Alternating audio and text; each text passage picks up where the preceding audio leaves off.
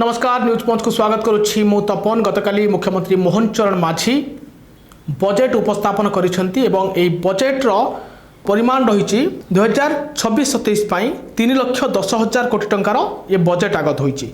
ए budget रे मूल लक्ष्य दिया जाइछि प्राथमिक शिक्षा स्वास्थ्य महिला एवं विभिन्न वर्ग पाई भिन्न भिन्न योजना मध्य राज्य सरकार आनिछंती एवं 2036 सुधा समृद्ध ओडिशा गठन लक्ष्य रे सबु क्षेत्र वर्गर उन्नति पाई ये बजेट रे किछि ना किछि आकर्षणीय योजना करा जाइछि।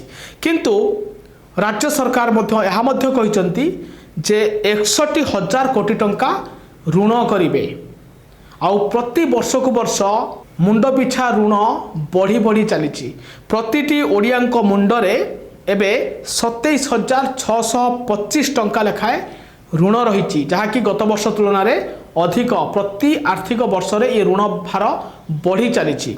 आपण को कही रखे जे 2026-27 जो बजेट आसी बजेट कहूँ जे प्रतिटी नागरिकों मुंडरे 27,625 टंका ऋण रही एवं जदि यहाँ कंपैरिजन करा जाए गत आर्थिक वर्ष सहित ताहले सेतेबेले 25,668 टंका रही आउ एबे जतेबेले 60,800 कोटी टंका ऋण करिवे ताहा 2024-25 रो 34,495 कोटी और 2025-26 रो 47,400 कोटी टंका ऋण ठारू ढेर अधिक 2026-27 आर्थिक वर्ष रे सरकार 27.84% अधिक ऋण आनिबे एवं बजेट अनुसार राज्य सरकार 40% खोला बजार रु ये ऋण उठेबाकू जाउछंती।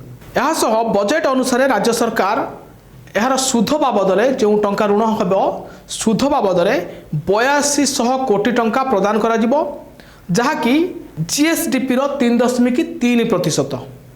आपण को कही रखे 2025-26 आर्थिक वर्ष बा वित्तीय नियंत्रण लक्ष्य 34,200 कोटी टंका थिला जहाँकि जीएसडीपी 3.2%। किंतु राज्यर जीडीपी को ऋण भार भाग प्रति वर्ष बढ़िबारे लागिछि जहाँ दर्शाउछि जे राज्य रे प्रति वर्ष लोकों उपरे प्रतिटी नागरिकों उपरे ये ऋण भार बढ़ी बढ़ी चली।